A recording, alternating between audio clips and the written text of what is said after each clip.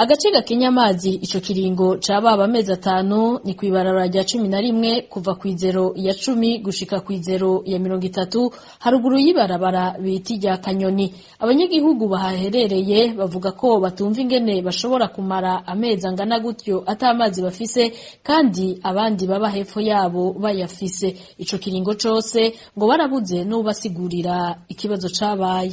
Turamaze hafi amezi 5 tutagira ayo mazi.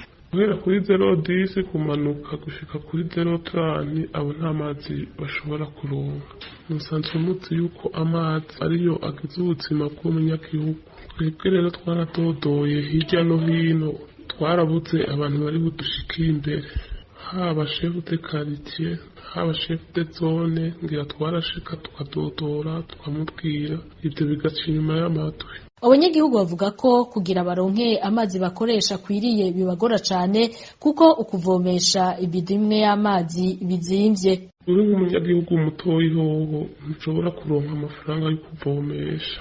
Ibido amahera make batuvomera ku mahera 1000. Rero twashaka mutubarize muri Recitezo ikibazo coba gihari. Abanyagihugu bo muri zone ya Cibitoke basaba bashimitse ko ikibazo cabo cotorega umuti kuko amazi ari ryo soko ry'ubuzima. Uruganda rwa RPA twarondeye Eveline Ninahazwe umukuru wa zone Cibitoke ariko ntitwashoboye kumuronka.